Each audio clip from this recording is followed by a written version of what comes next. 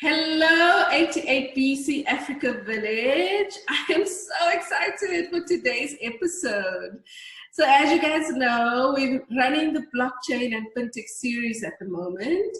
And it's just been incredible to get to know amazing women and experts in the space. Our first episode featured Leanne Lancaster.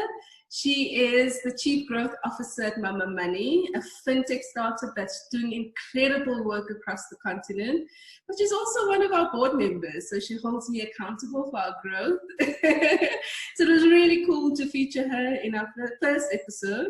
Our second episode was Janine Sickmayer from the States, and I had to feature her because she grew her startup organically and it was acquired. And that is not a story that we often hear in SA.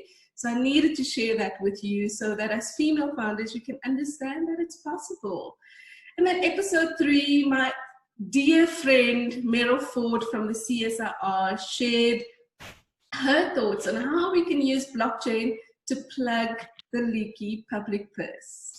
Yeah, I think that was an important discussion to have as well, as we explore different use cases for blockchain. Now today, we're going to be chatting identity management with Melina. Melina, welcome. Welcome to the collective. Thank you so much. Thank you. Thanks for allowing me in your space.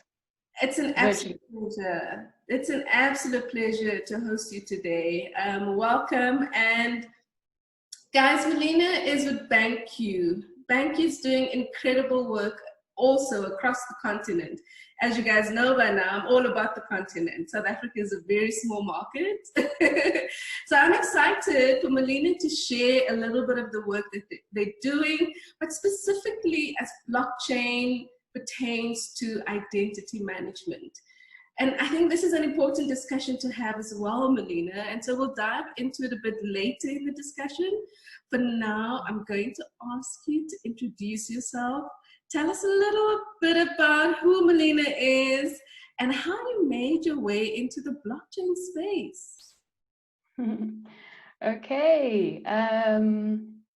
It's a long story. But, well, the blockchain space, I think, in and of itself is relatively new. So there aren't many people who can say they've been in it for decades. But the precursor for me was having worked in the tech space already.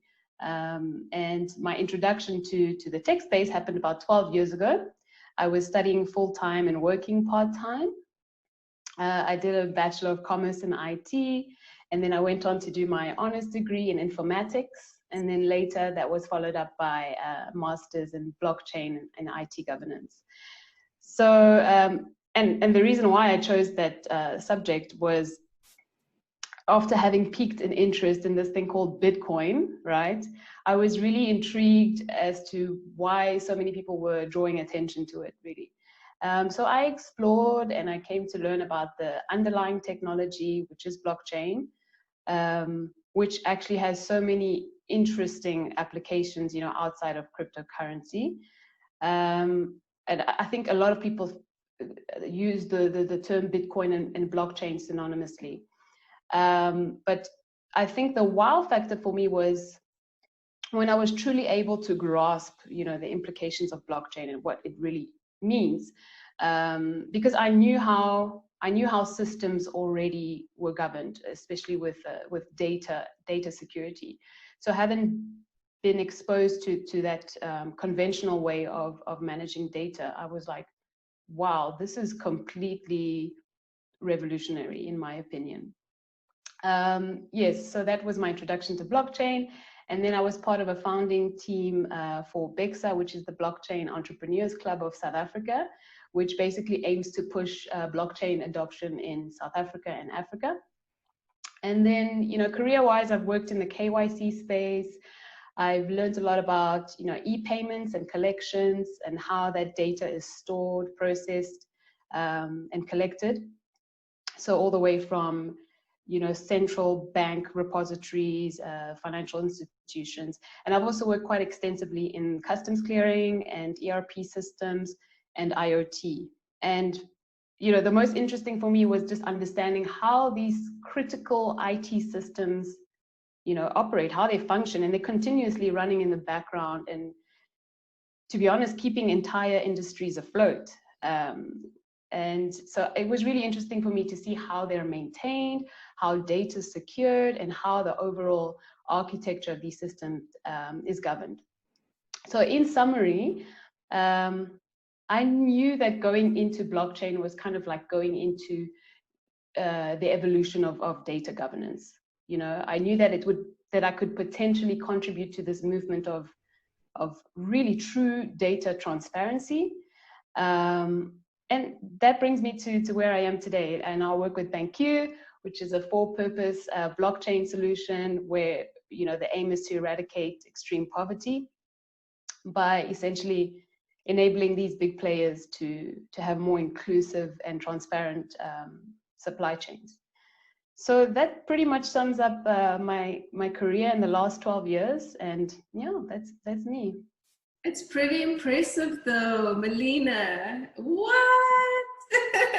and my introduction to blockchain was very similar. So I was introduced to Luno, the cryptocurrency platform, but I was certainly more interested in what powers this. And so as I started reading and doing my own research and asking a lot of questions to my friends that were in the space and unpacking the potential that it has for us as a collective from a data perspective. And so coming into the space was certainly, or at least my passion for this game-changing technology came from one conversation with a millennial in Cape Town at the Woodstock Exchange. And from there, it really piqued my interest in terms of the transparency. And I think for me, that's the one thing I wanted to do with the collective, was create a very authentic, but also very transparent space, especially as the female founders have the potential to buy from each other, to use each other's services in that space from a marketplace perspective. I wanted to create that transparency. So yeah, very similar move into the space, I think, but not as epic because you did your master's. What made you do your master's in blockchain? I've always been, like an avid learner. I've always wanted to just expand on my knowledge, and I just have a curious mind. So I really wanted to just go deep into a specific subject matter. I'm super keen on governance. I like to understand how enterprises, in the private sector are governed, and also the public sector. But yeah, it really fascinates me. So I wanted to see how could blockchain actually impact how entire organizations are governed, and what does that mean for the future of organizations. So I did a whole bunch of research. I got to contact and speak with some amazing subject matter experts in blockchain, and yeah, that's pretty much how my interest came about. I just happened to love knowing. And yeah, that's what we encourage our female founders to do, is to keep learning. I cannot stress this enough. Melina, if I think about myself 4 years ago in the advertising space, which I loved the creative space. But if I hadn't liquidated that business, I can almost guarantee you that I would not have grown as much as I have over the past 4 years. Making my way to Cape Town, being immersed in the tech ecosystem, which is one of the most dynamic on the continent, and not just being immersed in it, but going, whoa, what a whole fresh world just opened up for me.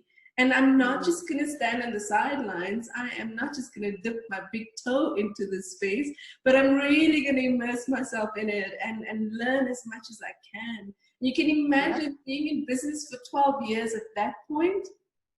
I could have carried this monkey on my back of having to know it all. Of course I do, but in the advertising space, in a completely different space, but coming into the tech space, I had to adopt a level of vulnerability that I don't know anything about this space, and I'm here to learn. And if it means that I'm going to sit across from a 21-year-old or 20-year-old that knows more about the cryptocurrency space than I do at this point, then I'm going to do that, and I'm going to absorb that moment and be like a sponge and absorb as much information as I possibly can.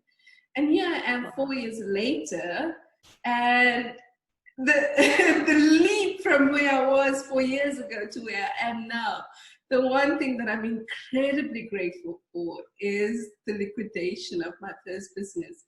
I would not have said that 4 years ago, no, but I really am, because it's just afforded me this amazing opportunity to explore a whole new world.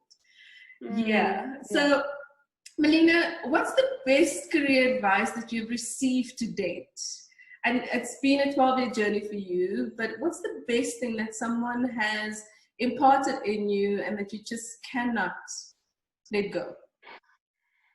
To be honest, there's a lot. I've been very lucky to have been in touch with some amazing mentors and worked with really, smart people.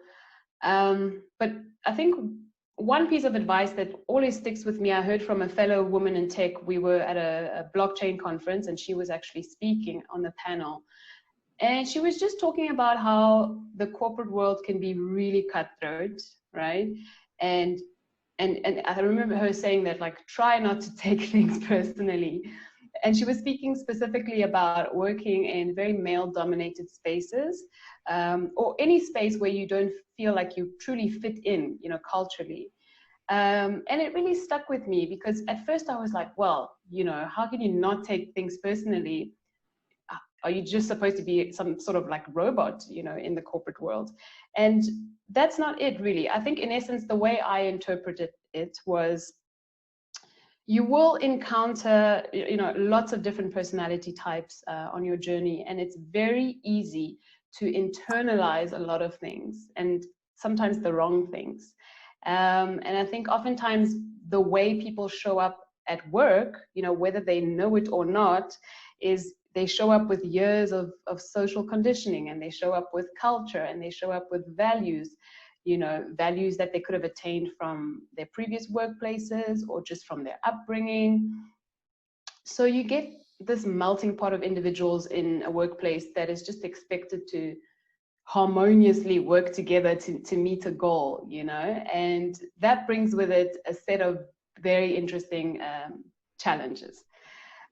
So once I started to see it in that way, I felt like I was better able to equip myself mentally to navigate my way through challenging environments, and environments where I'm the only female in the room, I'm the only person of color in the room. It helped me to find my own confidence and to maintain some semblance of sanity really in the business. So I think it's a powerful piece of advice.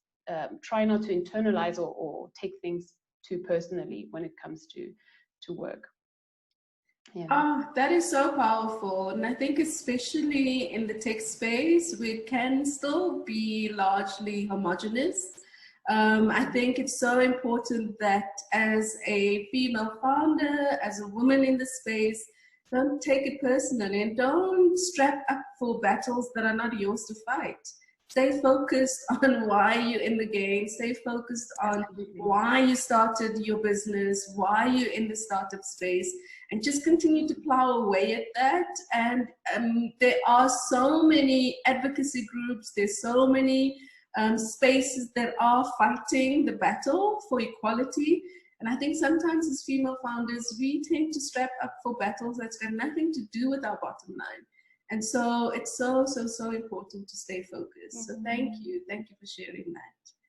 What's the one thing in the blockchain space that excites you the most?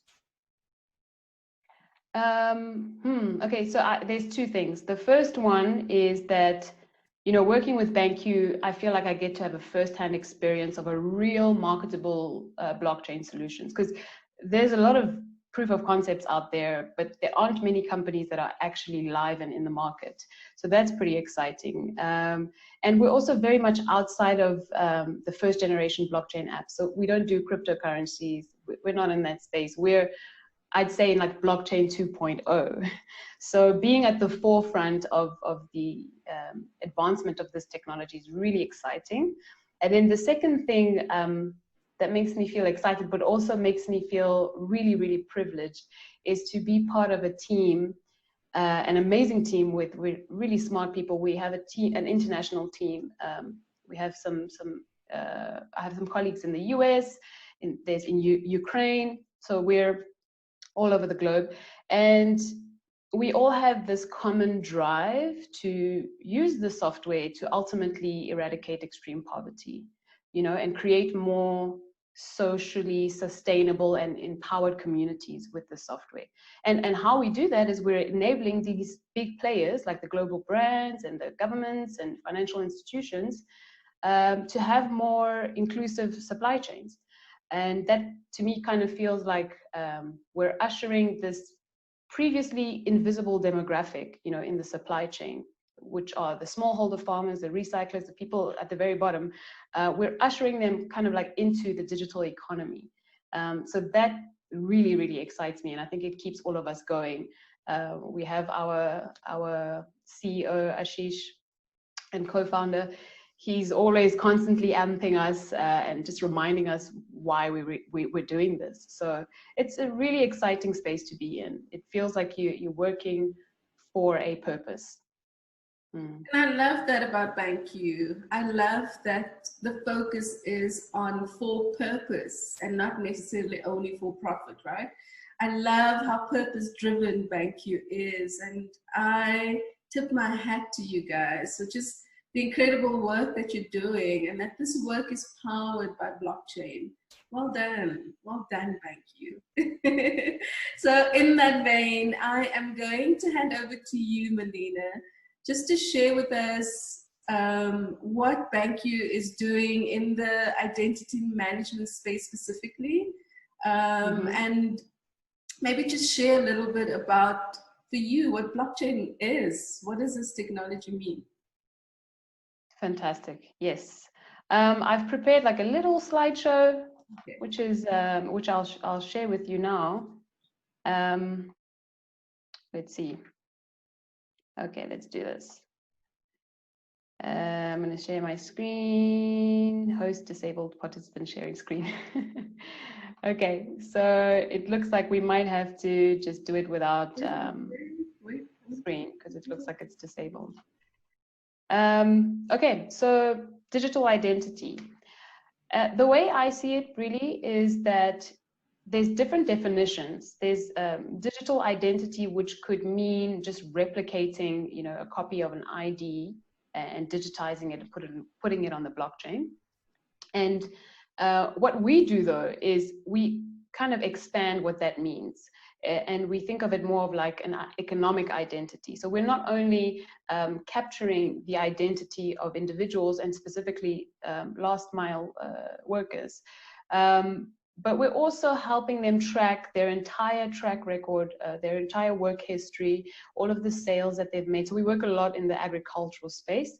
So all of the sales that the farmers have made, and really what that does is it gives them some sort of way, a way to contribute and be part of the digital economy, because now they have a track record that is immutable and is on a blockchain, and they can make use of that to kind of take their work to the next level. So they have something to show for it.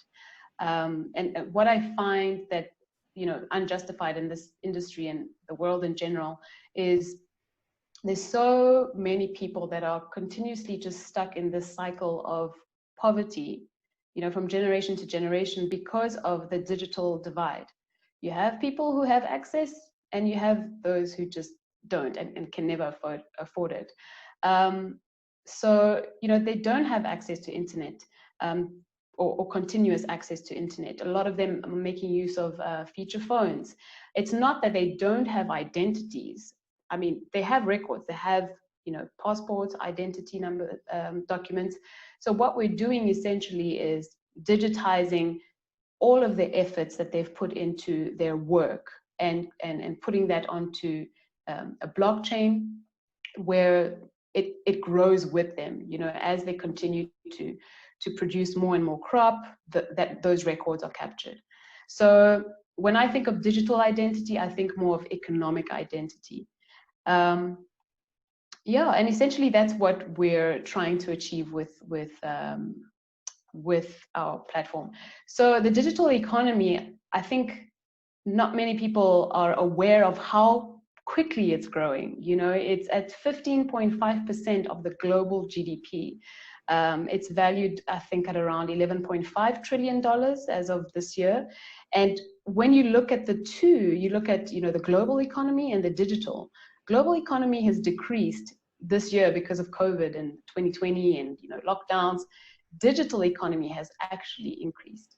So it just goes to show that there's a lot happening in this digital space. There are new jobs being created. There's access to information. There's being able to do online courses and online trainings and, you know, sort of making yourself more marketable or more employable in the digital space that so many people just don't have access to. So it definitely feels like we're ushering, you know, this unseen demographic into the digital economy.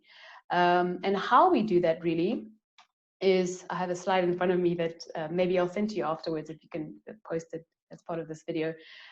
So we have, you know, let's take agriculture, for instance, because we work in different spaces, but agriculture, we have smallholder farmers, and sometimes they're farming, you know, crop like sorghum or cassava, barley, whatever the case may be. Oftentimes, you know, those farmers are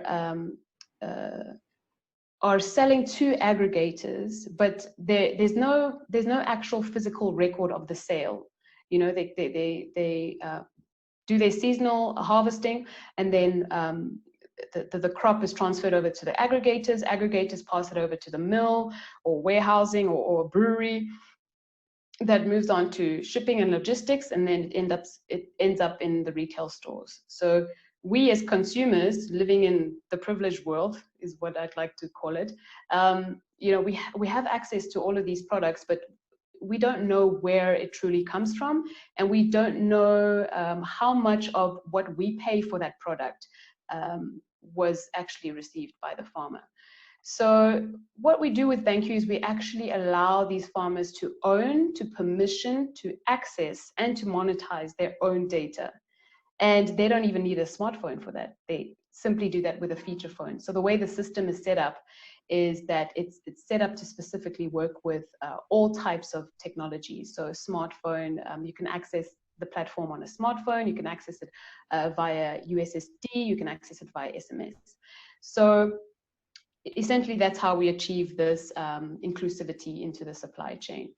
And we also work in not just the agricultural space, but with telecoms. We do also provide that transparency for recyclers, so the recycling industry. We're in retail, mining, and education as well. So there's a lot of areas in which we can play, and areas in which we can just enhance the visibility of the participants in the chain. And more recently, we've been operating in the public sector with governments, and we've actually been enabling a number of different countries to get COVID-related funding. So the medical supplies, emergency medical supplies, the food supplies have been going and reaching the people who really need it.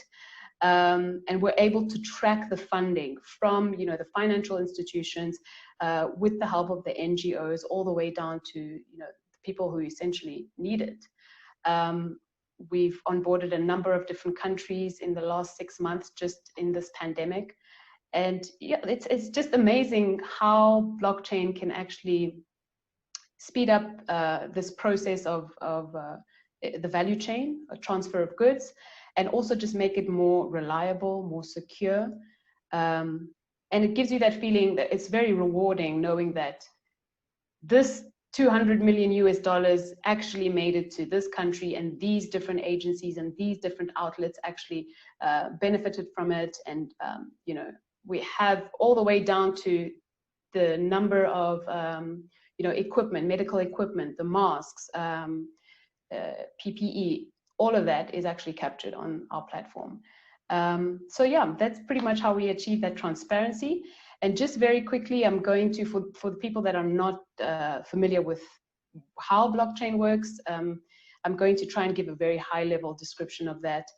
Distributed digital ledger is what it is essentially. And it's, as I mentioned, the underlying technology of Bitcoin, although it is not Bitcoin.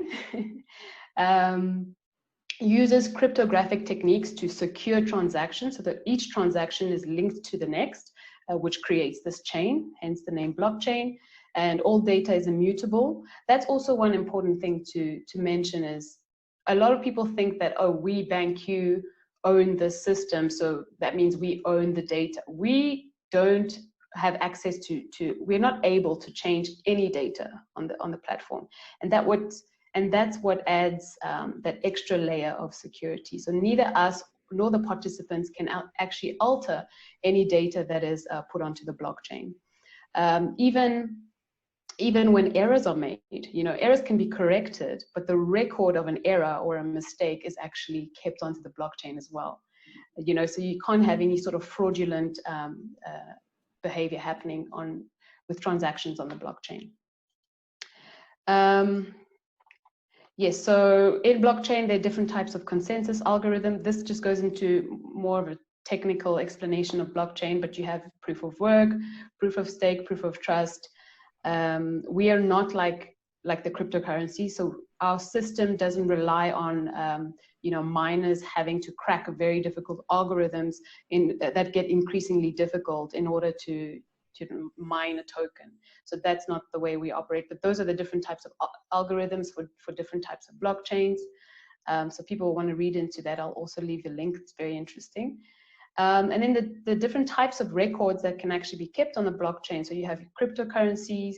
Now there's the rise of a lot of medical records, so medical transactions. I see a bunch of different blockchain startups actually getting into that industry, which is super exciting as well. As you mentioned, identity management is one thing, but going back to identity management is you want to capture the identity, but if you're not trying to achieve what we're trying to achieve, it's irrelevant if you capture just the digitized version of that person's identity, because that will always be fixed and that doesn't change. Whereas an economic identity is a history that is continuously being built and actually shows for an economic contribution. So again, that's what we capture. I mean, you can capture any sort of value transaction, business transactions, documentation, that sort of thing. So the list is always growing. So, in summary, the value of blockchain is transparency, data transparency, data traceability, so being able to trace goods all the way down the supply chain, and then also security, because no one is actually able to change any data on the blockchain. And I think that is quite a disruptive thing for many companies and maybe even some governments. It can be quite a disruptive idea to have a chain of records that is so transparent and is not centralized. So, what I envision happening with blockchain is that we have more decentralization, not just data, but just knowledge and information in various industries. So yeah, that pretty much sums up, what we do at BanQu. People are welcome to get in touch with us if they do feel like we could add value into their enterprise or industry. We're always looking to expand and just continue making the digital economy a little bit more just and inclusive. Yeah. I love that. So there's two things that stand out for me, Melina, is the economic identity, which is so important, right? I think especially from a continental perspective, if we want to really get serious about impacting the numbers around poverty continentally, then that economic identity becomes very important. I think even in a South African context, having to move the informal economy and make it a little bit more formal the economic identity of those informal traders become crucial. So I love that. I love the work that you guys are doing in that space specifically. And then the second thing is the iGDP. And just as you started out, you know, that yes, globally, economies have taken a huge knock due to COVID-19, but the iGDP has increased significantly. And if we just look at the top 10 richest people in the tech space and just how their net worth has increased over the past few months, that alone is indicative of, I think, the power of the iGDP. And as South Africans, we still have such a long way to go, I believe. And I'd love your thoughts on this. I believe we have such a long way to go to really harness the opportunities that come from the iGDP space, you know, and for the conversation to almost start shifting more towards the iGDP. So what are your thoughts on that? Are we lagging as far behind as I think we are? I think we're doing relatively well, but we could be doing better, right? We have a lot of issues, I think, in terms of transparency, in terms of just the way money is being managed and public funds, the way that is being handled. Definitely could do with traceability, right? We've heard of what has happened in the last couple of months with, you know, the Solidarity Fund, and it's not just in South Africa. You know, many different countries have experienced some of these challenges, and I think it really comes down to individuals and leaders wanting to make this change. You know, wanting to have more transparent and just systems. So I think it really does come down to ethics and values. You know, if you have good ethical leaders who understand and appreciate technologies like blockchain or AI or whatever it is, and see how they can leverage off of that to for the greater good of, you know, the nation and the population, then you have something going for you. So I think we're not far off. We have some very good leaders in this country, and they're making a lot of effort to change, you know, the way things have been handled in the past. So I don't know, I'm always optimistic. So I think going forward, we will be adopting these technologies more and more. What holds people back a lot, I think, is just understanding the technology. When people are afraid of things they don't understand.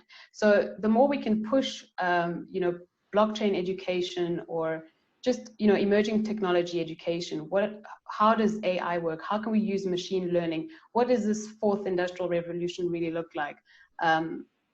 When we do that, we actually empower people to make use of these technologies to better their communities.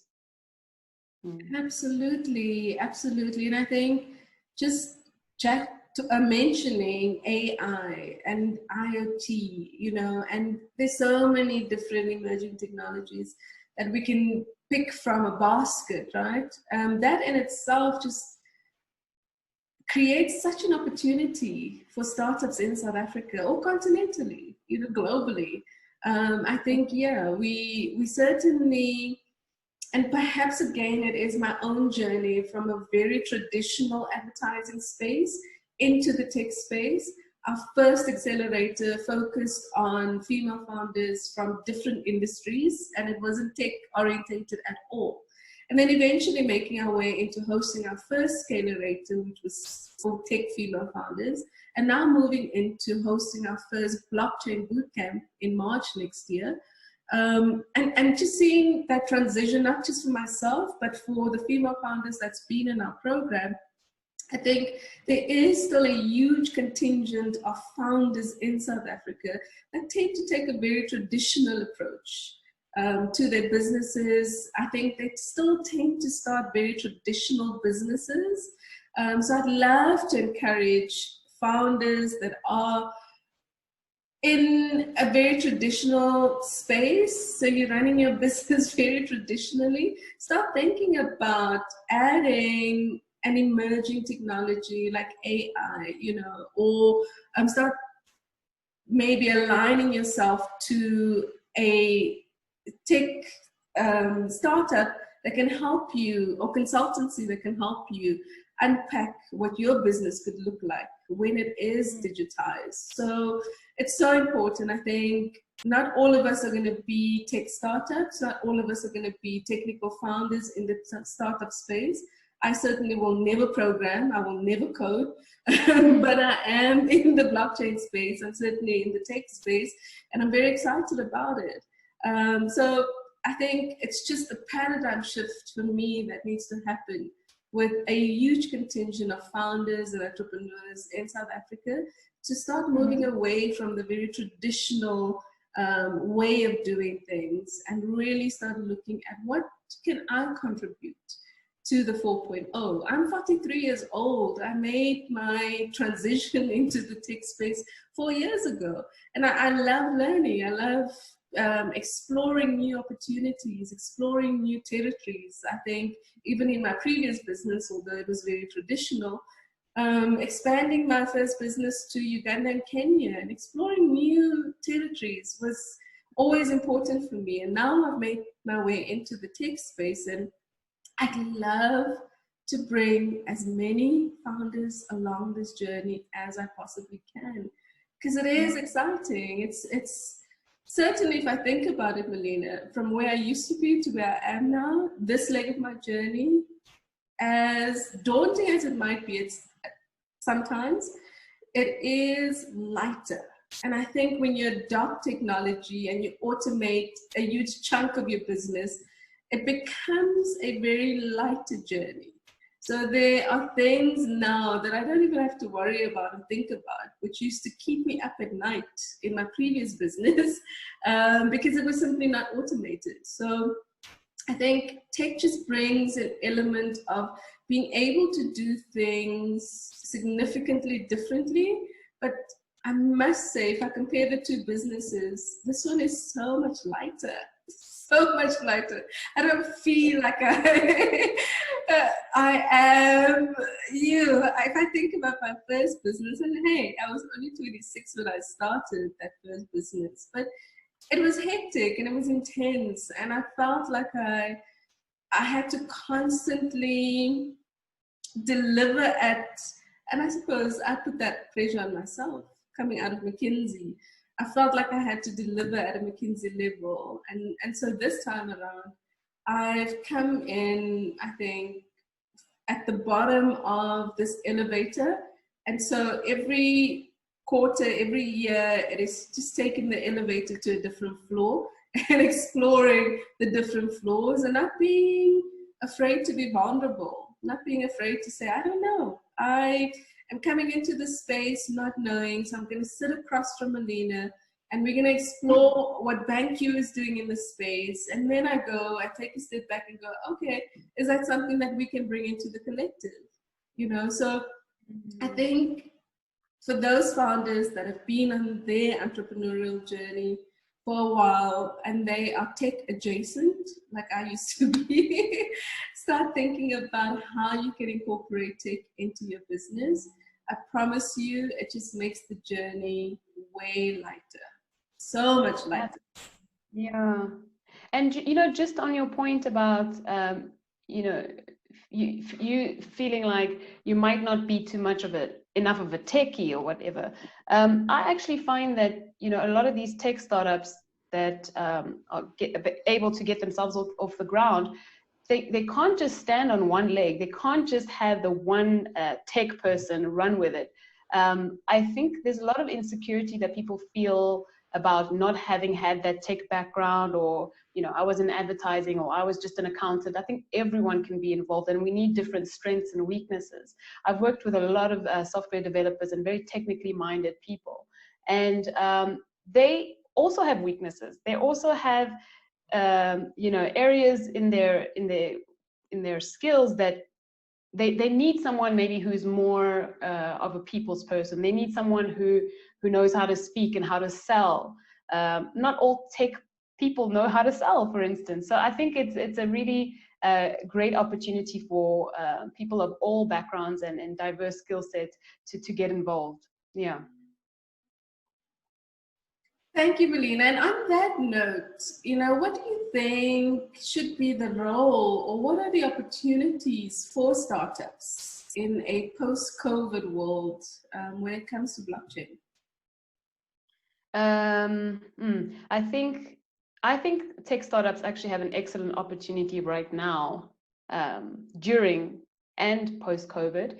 But I think right now is a great time that they could play a pivotal role in society. There's a lot of experimentation happening. So I'd say now in the midst of this pandemic is a great time to get involved, to start building, testing, fail and fail fast. And then also post-COVID, I just think I envision a world where startups are supported by the people, as opposed to financed exclusively by private investors. I envision more democratic and decentralized governance systems. So I see less of like hierarchical company structures where you have a few people at the top and 1,000 people at the bottom doing all the work. I see less and less of that. And I think it's because people now have access to more information. They know what their strengths are. They know how they can add value and bring to the table. So they're better equipped to understand things at a deeper level, in my opinion. And especially this generation. When I say this, I mean like millennials. I think I am in the category of millennial. I think in truly democratic nations, I believe consumers will have an increased level of trust and loyalty to startups. I really, really think that, because the business model is changing entirely. It's changing to meet the needs of consumers now, because consumers are becoming way more conscious of their buying power. They're doing the research, they question, and they want to know, why are you doing what you're doing? What is this business? How is this business actually operating? Are they doing things ethically? So I think that startups that actually, the culture of startups is very much, we have a vision, we want to meet this objective, and they have a lot of energy, they're very agile. And I think that startups tend to become more aware of, the social impact, just in my opinion, as opposed to, the bottom line. Because at the very beginning of, starting an organization, a company, that you may or may not get a paycheck at the end of the month. You're working your butt off to get the company off the ground. You have a purpose, you have a mission.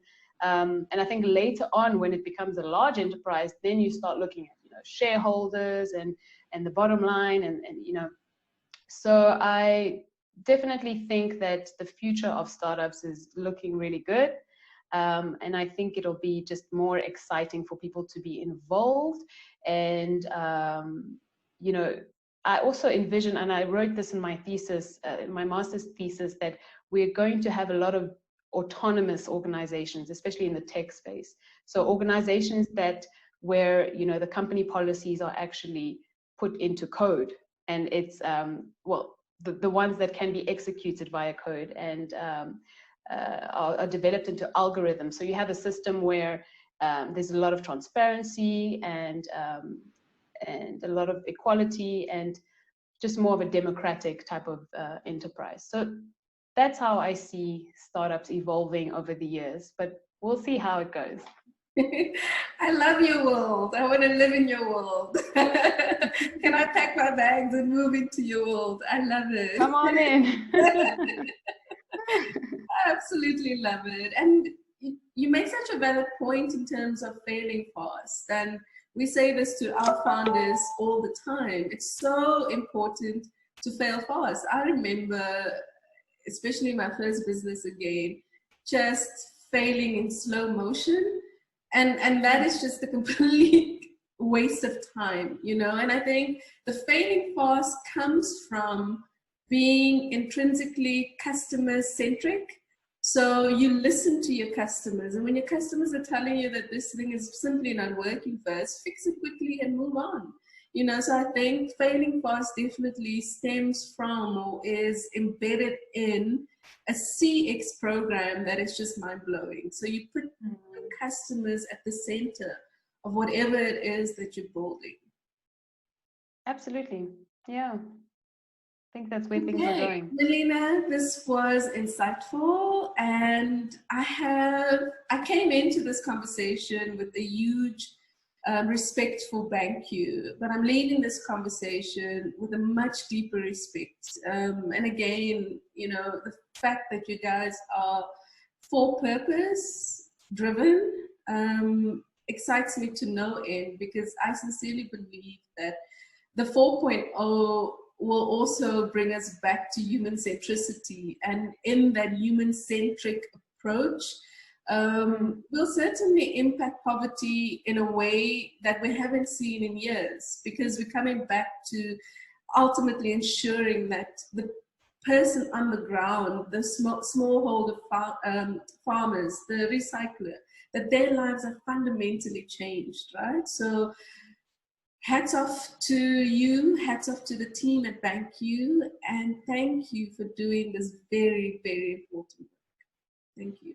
Thank you. Thank you so much for setting this up, and I appreciate it. I'm so, so grateful to also be, to have this community of, you know, fellow women in this industry, in tech, and it's just a great conversation. Thank you so much. It's an absolute pleasure. Okay, enjoy your weekend, and we'll catch up again. Thank you. You too. Have a good one. Stay safe. You too. Bye. Bye.